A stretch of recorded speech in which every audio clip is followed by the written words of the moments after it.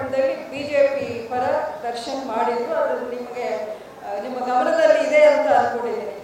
ನಾನು ಸ್ಪರ್ಧೆ ಮಾಡಿದ್ರೆ ಖಂಡಿತ ದರ್ಶನ್ ನನ್ನ ಪರ ಪ್ರಚಾರಕ್ಕೆ ಮಾತ್ರ ಬರ್ತಿದ್ರು ಮಂಡ್ಯದಲ್ಲಿ. ಬೇರೆ ಕಡೆ ನಾನು ಹೇಳೋಕ್ಕಾಗಲ್ಲ.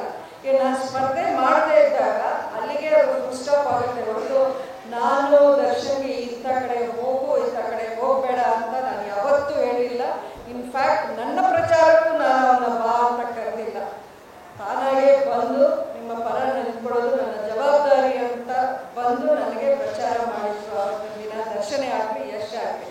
ಸೊ ಹಾಗಾಗಿ ಈ ಒಂದು ಸುಳ್ಳಿನ ಪ್ರಚಾರ ಅವರವರ ಅನುಕೂಲಕ್ಕೆ ಅವರು ಮಾಡ್ತಿರ್ಬೋದು. ದರ್ಶನ ಅವ್ರನ್ನ ನಾನು ಬೇರೆ ಪಕ್ಷಕ್ಕೆ ಪ್ರಚಾರ ಕಳಿಸೋಕ್ಕಿಂತ ನಾನೇ ಆ ಪಕ್ಷ ಸೇರ್ಕೊಳ್ಬೋದಾಗಿತ್ತಲ್ಲ.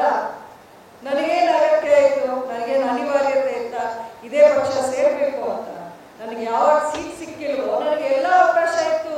ಅವ್ರ ಪರವಾಗಿ ನಾನು ಕ್ಯಾಂಪೇನ್ ಮಾಡ್ಬೋದಾಗಿತ್ತಲ್ಲ. ಈ ರೀತಿ ಈ ಕಡೆಯಿಂದ ಈ ಮೂವನ್ನು ಇಟ್ಕೊಳ್ಳುವಂಥ ಅವಶ್ಯಕತೆ ನನಗೇನಿದೆ?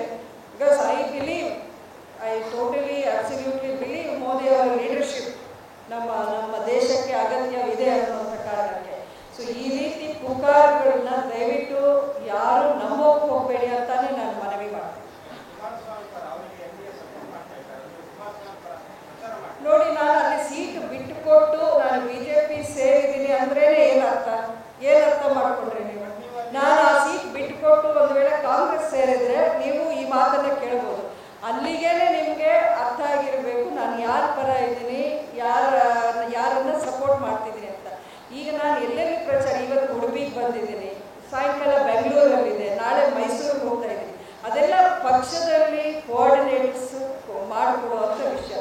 ಅವ್ರು ಇದರಲ್ಲಿ ಪ್ಲ್ಯಾನ್ ಮಾಡಿ ನನಗೆ ಶೆಡ್ಯೂಲು ಒಂದೊಂದು ಸಲ ನೈಟ್ ಕೊಡ್ತಾರೆ, ನೆಕ್ಸ್ಟ್ ಡೇ ಮಾರ್ನಿಂಗಿಗೆ. ಅಂಥ ಕಡೆಗೆಲ್ಲ ನಾನು ಹೋಗ್ತಾ ಇದ್ದೀನಿ. ಮೊನ್ನೆ Bengaluru PC Mohan, Bengaluru central MP ಅವರು ನಾನು ಕ್ಯಾಂಪೇನ್ ಮಾಡಿದ್ದೀನಿ. ಸೊ ಈ ರೀತಿ ಇದು ಅನ್ನೆಸೆಸರಿ ಚರ್ಚೆ. ನಮ್ಮ ಕರ್ನಾಟಕದಲ್ಲಿ 28 ಡಿಸ್ಟ್ರಿಕ್ಟ್ಸಲ್ಲಿ ನಡೀತಾ ಇದೆ.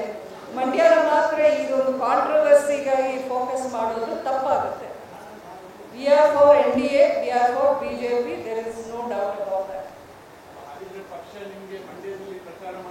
ಇಲ್ಲ, ಇದುವರೆಗೂ ಆ ರೀತಿ ಪ್ಲಾನ್ ಮಾಡಿಲ್ಲ.